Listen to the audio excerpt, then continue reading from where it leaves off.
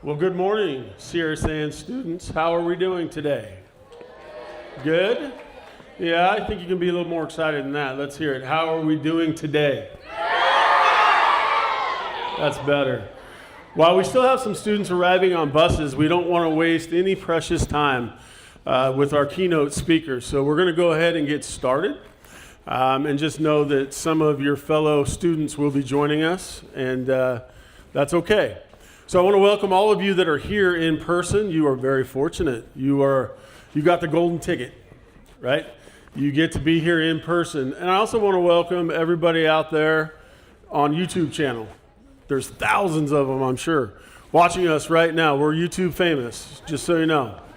All right? We're live streaming all across the district. No, they can't see you.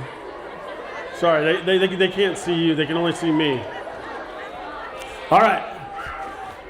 I'll get your attention.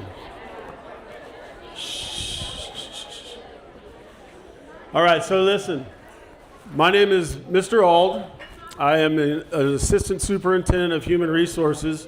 But before that, I was the principal at this high school. And I've spent probably well over 100 events I've hosted, attended in this building. This is a building that has hosted many, many fantastic events. And I can tell you that this will probably be a top 3 event. This is special. This is going to be incredibly special, and you guys are really, really fortunate. The whole community is fortunate.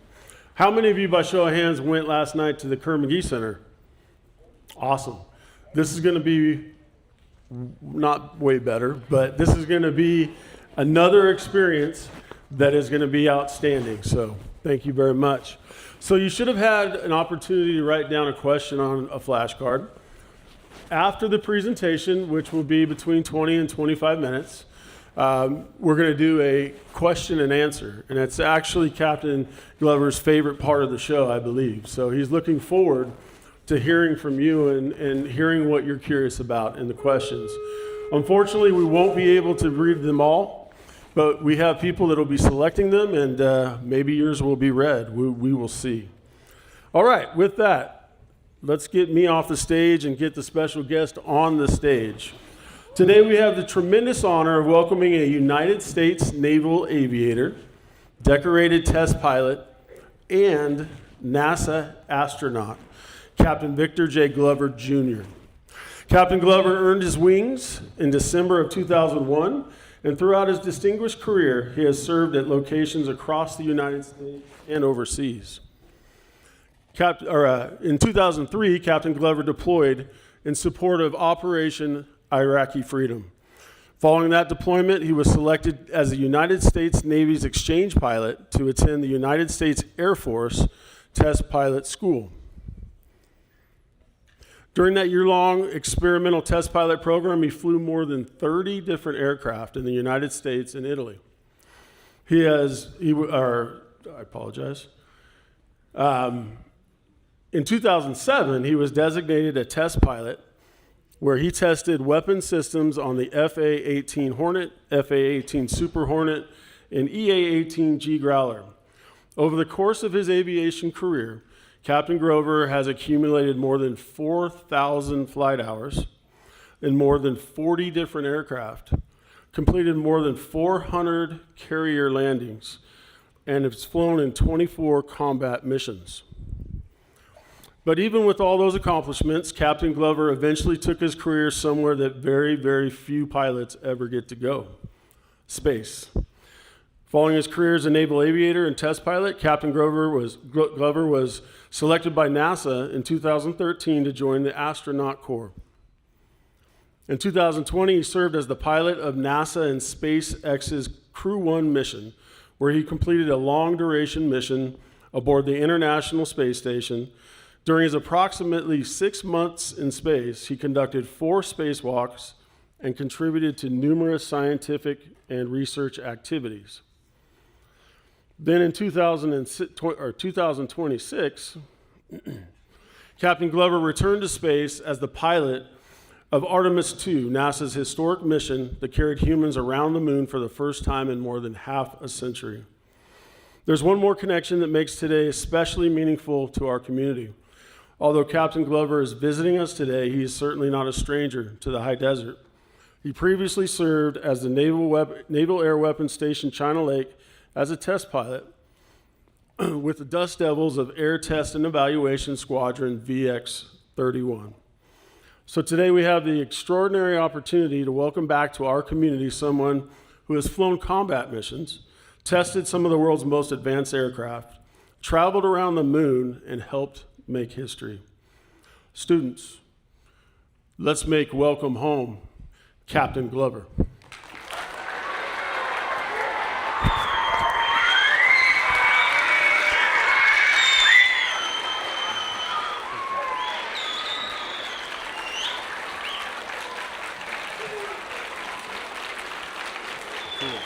Thank you. Thank you. Thank you. Thank you. It is awesome to be here. And it's nice to be here before lunch. I don't have to worry about trying to keep you all awake, or maybe I do. I don't know. It's early. Thank you all for being here. I am going to get right into it because I want to get through a few things, but I really want to answer your questions and talk about whatever it is that you want to talk about. So it is awesome to be back here. I'm going to tell you a few stories, and I want to make something very clear here. There are going to be some things in here that might sound like advice. I am not giving you advice. What worked for me might not work for you, but if you listen to enough people that are older than you like me, you might be able to put together a pretty good toolkit of your own when you face the challenges that are coming at you in the future. You're going to have luck. You're going to have some good luck. You're going to have some bad luck. And it's up to you how you build that toolkit. And so I'm going to tell you some stories that were really important moments in my life and in our lives. My wife is sitting right here in the front row. But this isn't to tell you that's the path that you need to take to get to your dreams. This is one path, but there are many paths. And so I recognize where you guys are and where I'm at, and the distance between that is important. And telling you these stories as a 50-year-old guy who's been in the Navy almost 30 years is very different than the perspective of a 16-year-old. And I want to honor where you are as we go through some of these things. So I'll come back to why I'm saying this in the beginning, but I'm going to get started. And I put this picture up because I just love, this picture makes me feel very good. We took this with a camera that was on the end of a solar array. And even though this is a really cool moment in the mission where the Earth is setting behind the moon. Think about that. The Earth, we're watching the Earth set behind the moon. But because we're taking the picture with a camera outside the spaceship, you can also see the spaceship. And so that's my main screen that I use for this presentation. I love that picture. So it's awesome to be here. I actually used to come here when we lived here from the summer of '09 to the summer of '07 to the fall of 2009. I used to come to this campus and mentor some of the students in the robotics club and other things. And so I really loved being here, and it's great to be back. And so thank you for having us this morning. I am going to walk you through some moments in my career that, oh, too late, we gotta go. Some moments in my career that for me were really pivotal. And so I think you may have heard it, I'm from Southern California. I was born in California, that's me and one uncle and two cousins. And if you're wondering which one is me, I put these pictures in here, that one's me right there. These pictures also make me feel really good because I had hair back then. And I could just leave it on this slide for the rest of the time, but I won't. Fast forward to, I was a fifth grader at Allison Elementary School. I actually got to go back there for the first time in over 40 years on Monday and tell them this story too. I had a teacher, Mr. Hargrove. He was my science teacher, but he was also my MESA advisor. And MESA is the Mathematics, Engineering, and Science Achievement Program. And we used to do some really cool things. We'd go to the college in town, and we would do these Mesa Day competitions where we would make bridges out of popsicle sticks or cars powered by mousetraps, and I love that. That's the stuff that like eventually made me want to be an engineer, even though I didn't know it at the time. That's what got me hooked. And I loved math, and so when Mr. Hargrove would pass out the worksheets in class, I would finish them, and then I would start talking to my classmates and disrupting class a little bit. And he pulled me aside one day, and I totally expected him to tell me, to be quiet or send me to the principal's office. Mrs. Russell was the principal. I know her very well, unfortunately. I spent a lot of time in that office. But I totally thought I was going to get in trouble. And he pulled me aside while I was disrupting class because I had finished my worksheet early. And he looked at me and he said, Victor, you know, if you work really hard at this math and science one day, you would make a great engineer. And I was like, why do you need to be good at math and science to drive trains? I didn't know. When I was a fifth grader, I didn't know what an engineer was. No one in my family had graduated from college, and so this idea was so far. So, you know, when people are like, oh man, did you always want to be an astronaut? Bro, I didn't know what an engineer was in the fifth grade. How could I say I want to be an astronaut? You know, I saw that stuff on the news, but I didn't think that had anything to do with me. And so, but I can tell you right now, I'm actually speaking to the kids and the teachers. Hey kids, we need to listen. Like sometimes listening, even when you may not believe it or when you don't see it, having folks who believe in you, sometimes it's important to just listen and trust them. And to you, not so young folks, those bars, keeping them high, setting high standards for those kids, man, I am here today because of Mr. Hargrove's belief in me, his encouragement, but also him challenging me to rise to that standard. So thank you all. And then I will fast forward to another time in high school, a similar moment. So this is, when I talk about not wanting to give you advice, I had people telling me all the time, oh, you should go to college, you study engineering, do something in science. People didn't say STEM like they do now back then. And to hear people say that, I often felt like, okay, I'm listening to you, but I don't see it. I knew I could play football at the college level. I knew that I could wrestle at the college level, but I didn't know I had what it took to graduate, to do the academics at the collegiate level.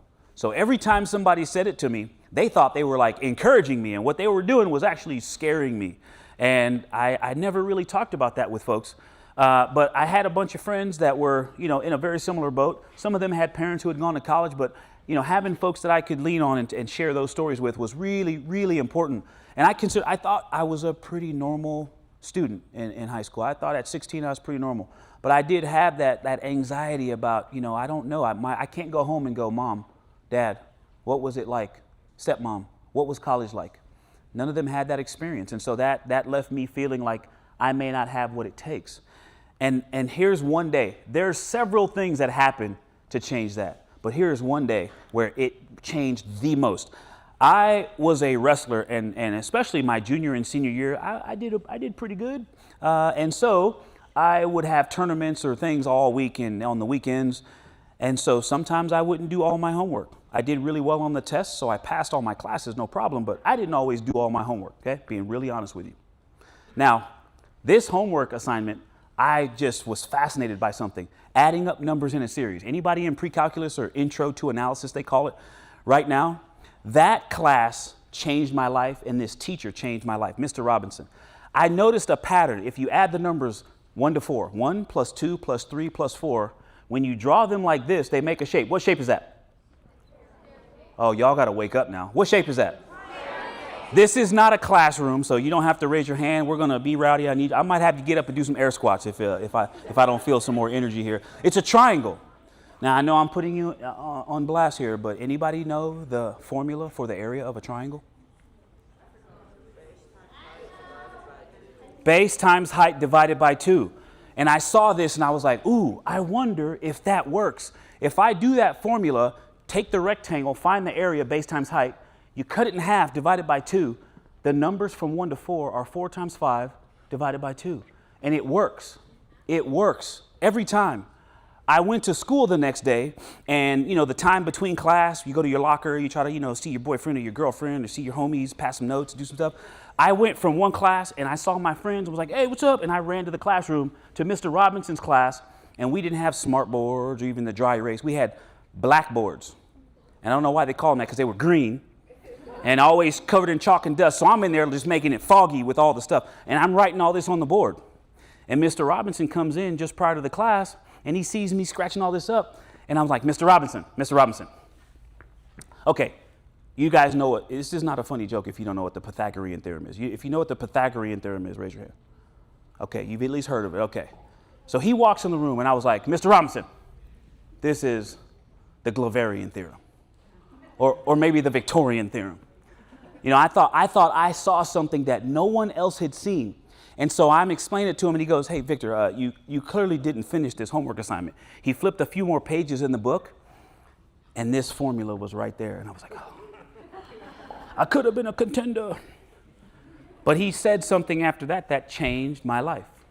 He said, hey, Victor, why don't you teach that to your classmates today? Boy, for a 16-year-old kid who didn't have a ton of confidence in their ability to perform at the college level academically, that day changed my life forever. It started me moving in a direction that resulted in me eventually graduating from college. Like, you know, a whole bunch of other things happened between that moment and graduating. But that was one of those, you know, stones on the pile that started to help me build confidence in my ability to succeed at the university level academically. And you see another Mesa banner up there because I've always believed in service. I love math, team sports, and in service, public service. My grandmother would get us together for holidays, and we go serve people in nursing homes and things. Service has always been there for me. And Mesa was a chance for me to serve, and I would go out and teach and tutor throughout schools all over California. And that's actually how I met the then Deanna Odom. Well, we met on campus when she showed up as a freshman my third year, but we worked together in this program, tutoring. And we would go all over the state for Mesa. So it was also neat, full circle. I'm 19, working in Mesa in the same program that Mr. Hargrove inspired me in when I was in 5th grade. That was very cool. And this is some pictures from back in college. So I obviously graduated, I wrestled and played football there, but that top right picture in your view is Deanna and I in a classroom at Flamson Middle School in Paso Robles, just north of San Luis Obispo, where we both were students at Cal Poly. That was a really special time, and you know, working with students and trying to just feed young minds is something that has always been important to the both of us, even before we had our 4 daughters. And so I was very fortunate. I had a mentor at Cal Poly who was a reservist in the Navy, and that opened my mind to thinking about being in the Navy and serving the public in a different way, because I went to college initially thinking I wanted to play pro football. I was really hoping I could and I went to school on a wrestling scholarship. So I had to like try out for the football team, and I made it. And at some point it dawned on me, I was not gonna be like Marcus Allen, y'all. And so, that's okay, you can laugh at that, that's okay. And so I was like, you know what, the Navy seems like a great team sport. And the Navy has been my NFL. And so I'm gonna stop there and fast forward to, I wanna show you one more thing. You heard a lot about the space mission, so I'm gonna show you some pieces of the space missions, and then we'll get into Q&A. And then do we have some microphones for the audience? Or do you want me to just have the students yell them out? We'll get a microphone over to you, so raise your hand, we'll get a microphone to you. And if you're in the middle of the ocean, be patient, we'll get a microphone back there, or you can use your big voice. But I'm gonna skip through a bunch of slides because I wanna show you a couple of moments from each of the space missions. I had the privilege of flying during a very challenging time. We launched in the middle of the COVID pandemic to fly to the International Space Station, proving out the ability for America to fly its own rocket and spaceship, the Crew Dragon on top of the Falcon that was made down in Southern California by SpaceX.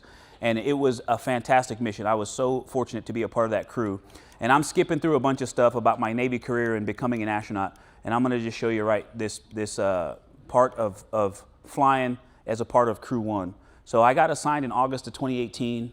Deanna and I were on a cruise ship. I got a phone call from my boss asking me if I wanted to fly on this mission. Oh, I skipped the slides. I hit them. I'm gonna just show you, I'm gonna leave it here and talk about Crew 1 I was so fortunate to fly with Mike Hopkins, Shannon Walker, and Soichi Noguchi of the Japanese Space Agency. We spent 167 days on the International Space Station and about a day total in drag in free flight on the way up to and back from the space station. And we launched on November 16th, Greenwich Mean Time, the time we use in space, in 2020. And we landed on May 2nd of 2021. So we were up there for like a semester. We did 4 spacewalks. We flew the robotic arm, all kinds of cargo, science, manufacturing. I got to talk to students all over the world via ham radio, literally like a CB radio in the truck. I got to talk to students on the Galapagos Islands just while we were flying over. It was so cool. And living on the space station was a really amazing treat. And then fast forward less than 2 years later, I got assigned to Artemis II. And this was a really special journey. that 6 of us actually, we had 2 backups, one from the Canadian Space Agency and one from NASA, that got to fly this amazing mission. And I'm going to show you a short video here, and then we'll go into Q&A. So start getting those questions ready. Again, more training. I will come back to this if it's part of, maybe a question. I'll come back to the slide and talk to you about some of this stuff. But I want to honor the time, and I really want to show you this video. Oh, I love this. This is one of my favorite slides. But I'm going to skip it to show you this video, and then we'll do questions.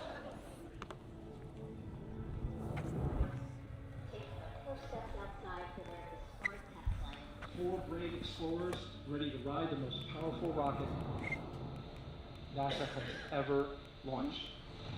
Reed, Victor, Christina, and Jeremy. We are going for our message. We are here for our teammates. We are going for all humanity. Engines ignited. 4, 3, 2, 1. Booster ignition. And liftoff. The crew of Artemis II now bound for the moon. Houston to Texas. Great deal. This is a test flight, and so every single system aboard Orion is getting tested by humans for the first time. What is Earth in the center of your screen from the Orion spacecraft, looking back at Earth. Movement go for DLS. Present Earth to the moon. We do not keep Earth. We choose it. The 4 of us have looked at this for our entire lives, and the way we are responding to what we are seeing out the window, it's just like we're a bunch of little kids up here. We cannot get enough of this. That is something we have never seen before. It's hard to wrap your mind around. Like, I mean that sincerely. It really bends your mind. As we prepare to go out of radio communication, to all of you down there on Earth and around Earth, we love you from the moon. Just seeing Tycho, there's mountains to the north. You can see Copernicus, Rainier Gamma. It's just everything from the training, but in 3-dimension and absolutely unbelievable. Copy Moonjoy. Superlative thumbs up. This is We Just Went Sci-Fi. I think there is enough for all. The purpose of humanity is joy and lifting one another up, creating together. This is a whole bunch of nothing, this thing we call the universe. You have this oasis, this beautiful place that we get to exist together. Well, I'll tell you, I mean, after ignition, to me, the moment that I'm going to be most excited for is splashdown. There's no question about that. Good shoots coming down off the West Coast.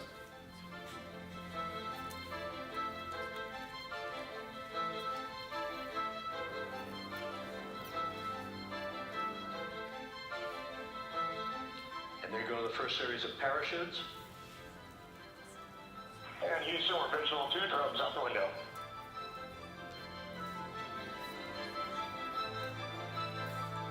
Main chute deployed. We most importantly choose this moment to challenge this generation and in the next to make sure this record is not long-lived. This is a relay race. It takes an army to pull a mission together like this, right across all 10 of our centers, all of our commercial partners, the international partners that come together to make this possible.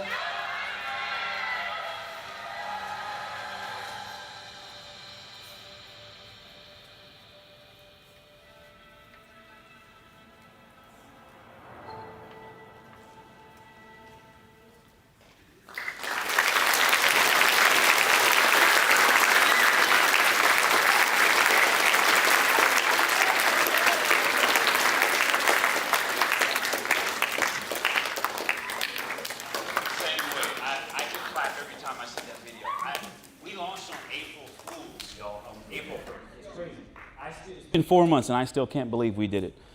Quite amazing, quite an amazing experience, and we did it for you, and we hope you're proud. You were our motivation for the 3 years that we were training for this mission. Okay, Q&A time, and I do have one more slide that I will go through at the end. I want to wrap up with 3 things that I just want you to consider. Not advice, but I want you to put in your toolkit and take it with you. And if you ever need it, I hope you get to pull out one of these things and use it at some point in your life. I hope it's useful to you. Okay, All let's right, go. so we did collect some questions beforehand from the students. So I have the flashcards, and I'll read those questions. And we have some more questions that we may, if we time permitting, we may be able to ask you as well. If I could set this down real fast.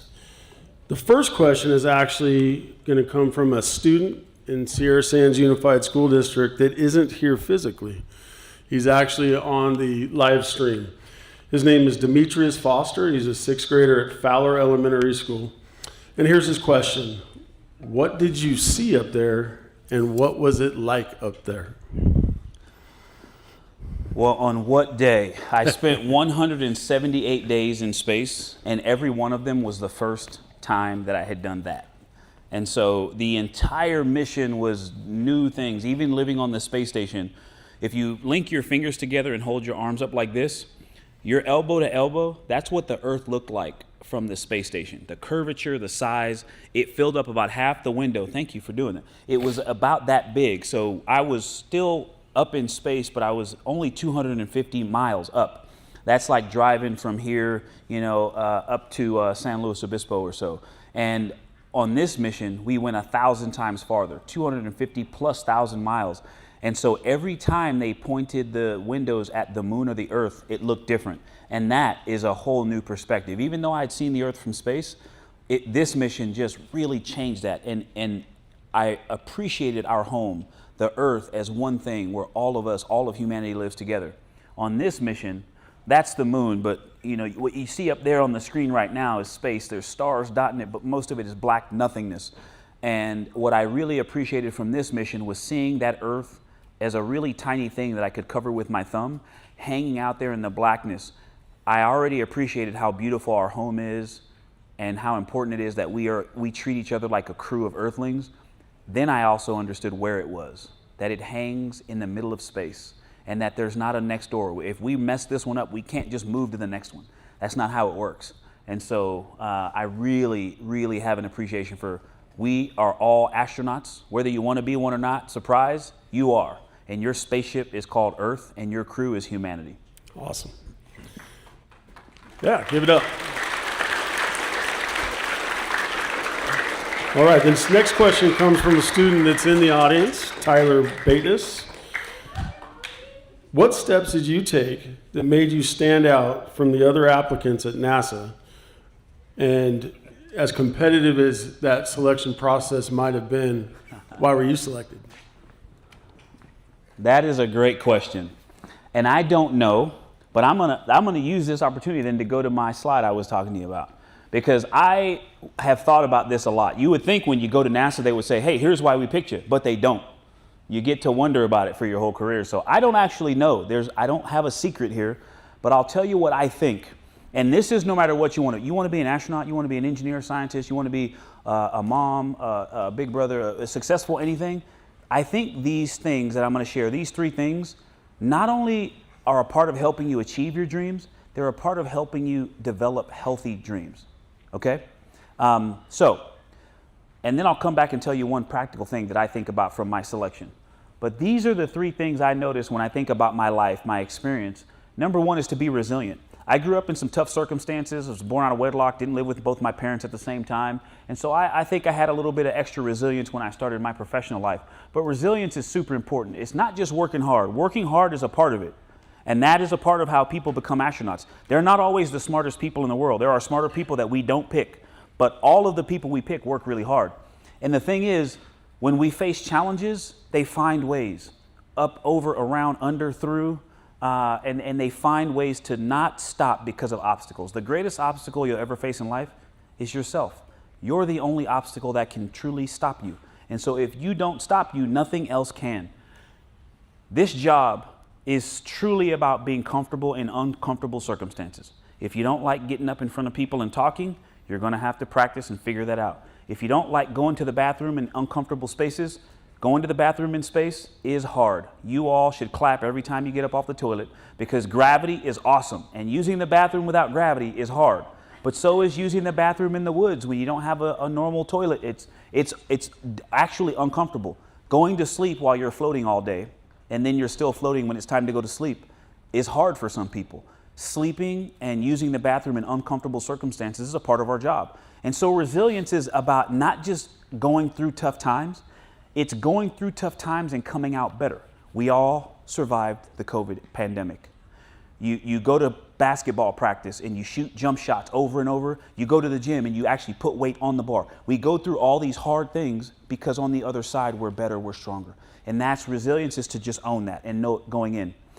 The next one is to be a lifelong learner. Lifelong learning is when you realize, when you truly own this. Yes, I've got to go sit in a class and listen to a lecture and have a textbook. But you know what? If you go to wood shop or the computer lab or the robotics lab, that's still learning. When you're out on the basketball court in the soccer field, that's still learning. When you're doing scouting, when you're in church, in your youth group, Bible school, all of that is learning. When you bring it all together and recognize that all of these people are trying to help you grow, so that what you have in your head, what you can do with your hands, and what you carry in your heart, that's what you show up with, that's when you're a lifelong learner. When you recognize all those dimensions are important and you're pushing yourself to be the best you in all those dimensions. And the last one, and this is the most important, if you've been snoozing, adults too. This is the one that can change the world right now. If all of us decided to be good teammates, to be respectful to the people left, right, behind us, and in front of us, the world would be a better place today. And no matter what you do, if you want to do anything great in life, you're not going to do it by yourself. Whether it's telling your parents your dreams, telling your teachers, or having a mentor who does your job before you, we all need other people. There's a saying, if you want to go fast, go alone. But if you want to go far, go together. And if we spent more time on this one, being a good teammate, and the challenge of being a good teammate is you don't get to grade yourself. You can think you're the best teammate in the world, but what do your teammates think? And that changes the way you do things. It changes your priorities. And so if you can figure out a way to incorporate these things, or at least to pay attention to them in your life, I think it will help you set great goals, and it will also be motivation to help you achieve those goals. Is that fair? Did I answer your question? Is that person in the room that asked the question? Did I answer your question? Thank you. And good luck. If you apply to be an astronaut, call me. I know a guy. All right, thank you. So the next question is from Arwen Jackson. Now, her parents are teachers in the school district, and they teach in our STEM classrooms. Her question is this: why does NASA feel that going to space is important? What does space give us that makes it a valuable investment? That is a great question. And there's a lot of facets that I could pull on to answer this question. One that NASA loves for us to share is the investment. This is one of the best investments our federal government has ever made. For every dollar that we invest in NASA, it depends on what year you analyze, but we get somewhere between $3 and $7 back in economic, academic activities. And that, like, there's no 300% investments out there. If you found it, all of us would invest in it and we'd all be rich. That is a great return on every dollar we spend at NASA. But that doesn't resonate. Did that inspire you? Did you feel good about that? Like, it's cool, it's a number, and those are good numbers. But here's the thing. I'll go back to NASA's mission. I think NASA's mission is why. We explore the unknown in air and space. We innovate for the benefit of humanity and inspire the world through discovery. And the thing is, I've been quoting this for years. That three things, explore, innovate, inspire, they're connected, they overlap, and you can't do just two of them. You do all three. It's a cycle, and all of them feed each other. And here's one of the reasons we go to space. All the science I did, it's great. But if I asked you right now, none of you would know the science. I could tell you some really important things, but you might not know it. But you brought me here wearing this blue jumpsuit because I lived in space. Putting humans in space requires us to take all of the things we know, engineering-wise, medically, chemical, and material science, all of the advancements, we have to do them all at their best. And most important, to get those people not just to space, but back to Earth safely, it means we are doing all of those things as well as we can. And that, hopefully, is inspiring to people. And so, even though there's an economic argument there to be made, inspiration is more than how you feel in the moment. Maybe those videos were inspiring to you. You're going to get out of here and tell your teacher, I want to be an astronaut. I want to be a pilot. I want to be an engineer. That's not inspiration, y'all. That's an emotion. That's a feeling. And you know what? You can get the opposite one by having a old sandwich. You leave your sandwich in your backpack and the cheese goes bad, and you could have the opposite reaction just because of that sandwich. Inspiration is when you decide you're going to be an engineer and you pay more attention in math and you eat your vegetables and you exercise because you know being an astronaut's physical and you start changing your behavior. That's inspiration. And our mission is to do that, to explore, to innovate, and to inspire. And by continuing to bring people home safely from space, it's the greatest credibility in the universe that you're doing those things. I'm sorry that was such a long answer, but putting a human in space is maybe the most scientifically, technically challenging thing humans have ever done. And so it's one of the ways we say moonshots and we bring people back as one of the greatest things that we've ever done. So I think that is the true value. Awesome. Awesome. Thank you so much. The next question is from Micah Hardy.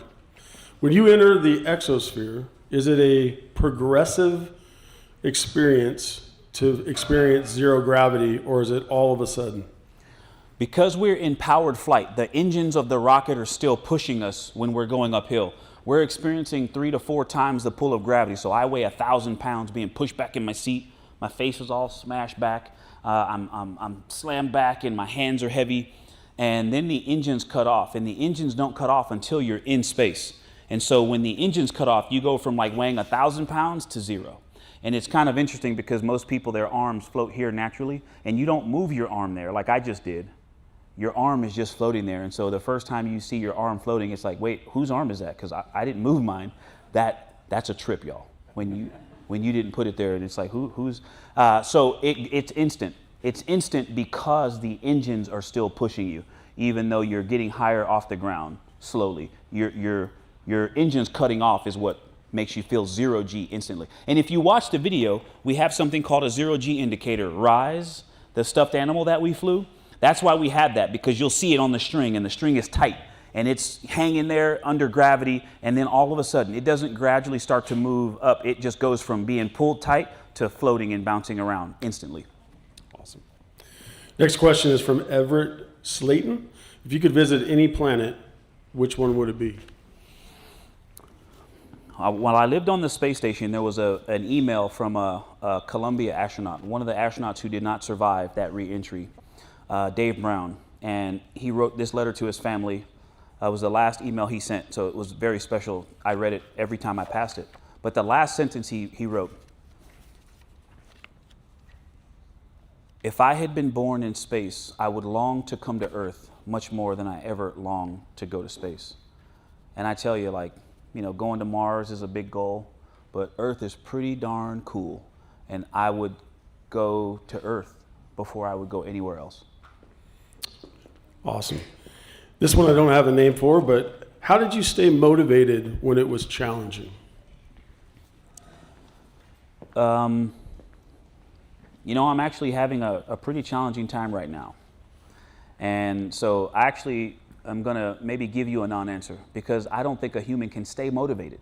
There are just times when you're going to sit down and take a breather. And you know what? That's okay. But what I would encourage you to do, if you don't already have a group of people who love you, then I'm going to tell you, you probably aren't looking. Pick your head up and just look around. Your parents, guardians, grandparents. There's somebody out there that at some point, you might need to sit on that couch, but there's somebody that should be able to pick you up off that couch. And I have that. And so, thankfully, these challenging times don't have to be faced alone. And I have my wife, I have kids. My kids are hilarious, and they motivate me. They are one of the greatest motivating forces in my life. I have colleagues who've motivated me. I've actually been super fortunate. People think being an astronaut is the coolest part of my career. My peers, having peers that I've always looked up to, has been the most unique part of my career. I've always had amazing peers, and I have had fantastic mentors. And so, I don't think it's possible to stay motivated, but it is important to build a system that can get you motivated when you need it, when you fall down, because no human can stay on 11 all the time. It's just not humanly possible. You'll burn yourself out, and it's okay to acknowledge that we all need motivation sometimes. Awesome. Again, one that I don't have a name for, but this is, I think, a pretty good question. When you were up there, did it alter or change your perspective on our place in the universe? I think I answered that earlier. I think I touched on what, I saw the Earth from the space station, and even though it changed color and lightness, where I was, it was the same size roughly. And then seeing all the different sizes of Earth as we went away from it and back to it. But then really, when it was really small, it was actually not the Earth. It was all the blackness around it, the nothing that it hangs in, that just, wow, I felt everything I love is down there. And it was just clear how, boy, we don't have a place. You can't just hop in the escape pod and go next door. And so it really helped me put where we are. Like, our home is Earth, but it put Earth in perspective. We are hanging in the middle of nothing. Space is not like the night sky. The sky is air and dust. Space is nothing. There is nothing there, no air. There's nothing. And Earth, with this beautiful atmosphere, hangs in the middle of that.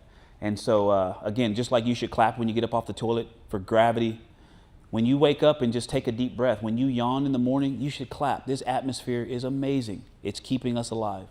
And so we are surrounded by a place that we could not survive. And how blessed are we to live on this rock? All right, we have time for just a couple more questions. This question is, when you returned to Earth, did you feel any physical differences? My mission to the space station, really, my body had changed. I had changed as much as you can change living in weightlessness. My heart realized it didn't have to work as hard pumping blood up to my head, so it stopped pumping as hard. I lost cardiovascular fitness because I lived in weightlessness. My heart's going, oh, I don't have to push this hard. The blood just moves easily because I'm in weightlessness. My bones got weaker because I didn't have to hold my body weight up because I live in weightlessness.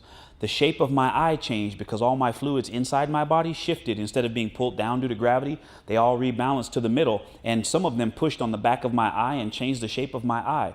I didn't have to wear glasses, but I noticed my vision change because of weightlessness.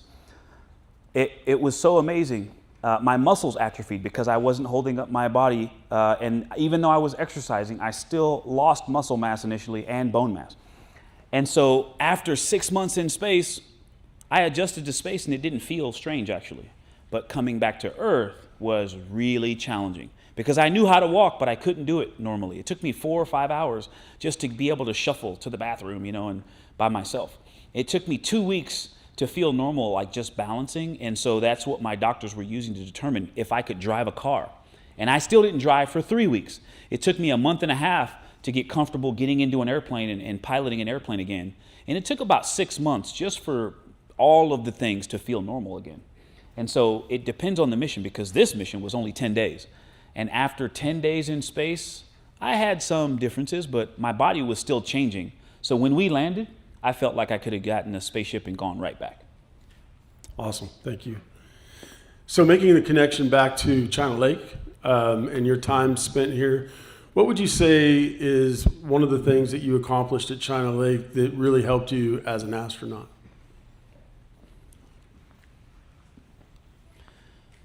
The 2 years that I spent here, I was what they call a test pilot and a project officer. And the test pilot is the thing you do in the cockpit, but being a project officer is being a teammate. Sometimes you're the lead, sometimes you're following, and it's adapting, but it's also this very technical thing. There's a lot of money involved and a lot of visibility because lots of politicians and very senior officers and very senior people in companies care about the things that we're working on. But most important, I never forgot who we work for, the warfighter and those warfighters' families. And knowing that every day, everything that I went into and showed up to, that I think gave me the right perspective for how to do my job and what was important in that job. And I learned it, and I listened to other people who had similar values.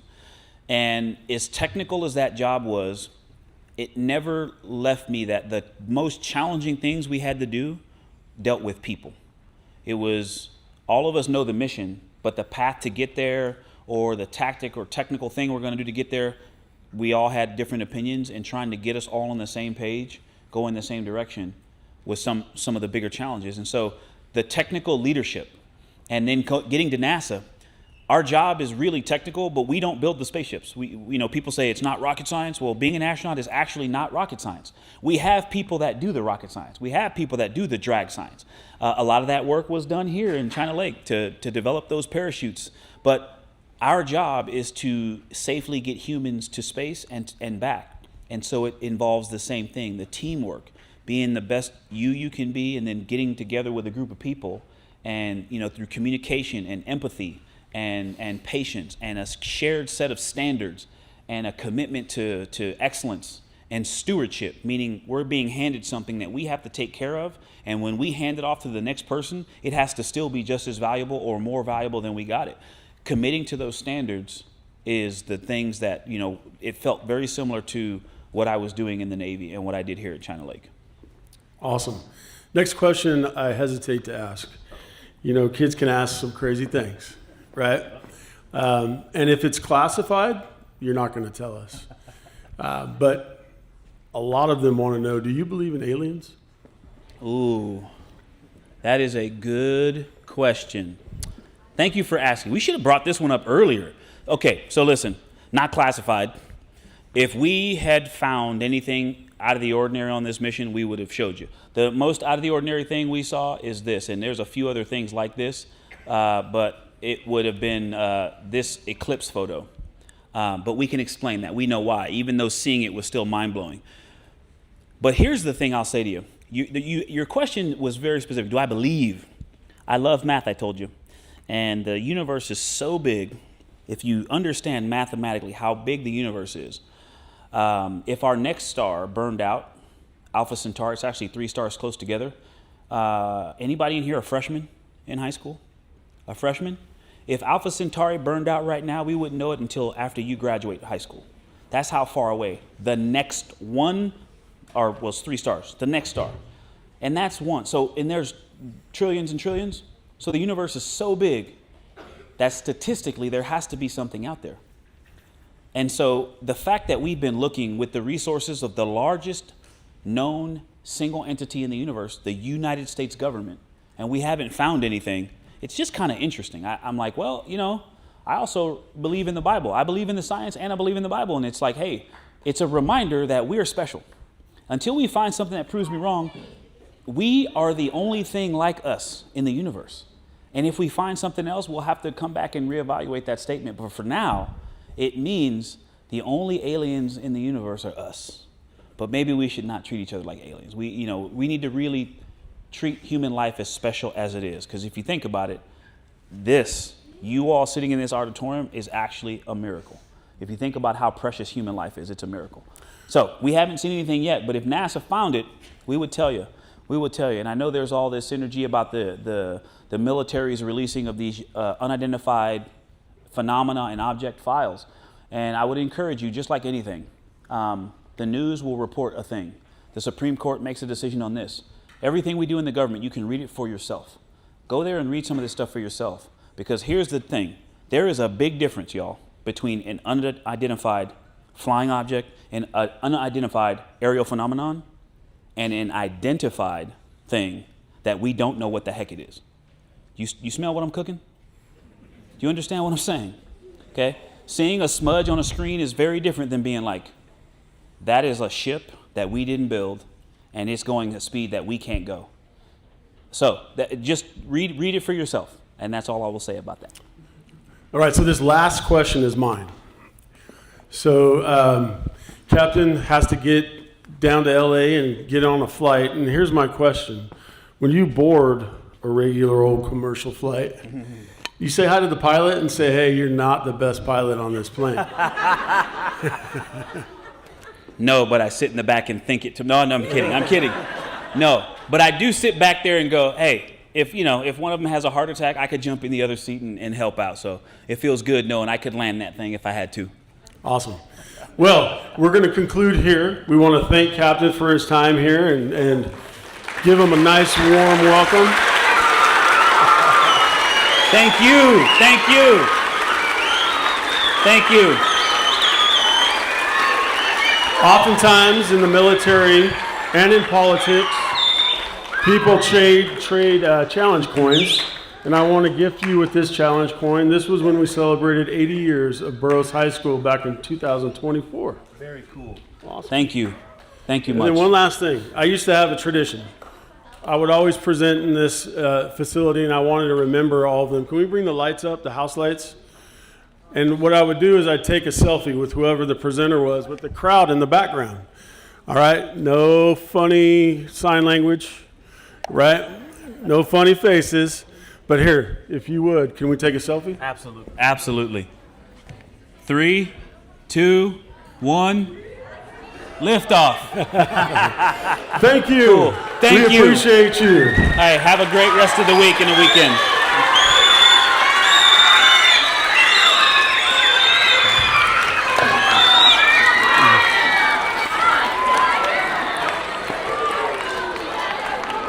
All right. So at this time, you're going to look towards your principal, your supervisors, and they're going to lead you back however you got here so you can return to your school site. Thank you, everybody, and have a great day.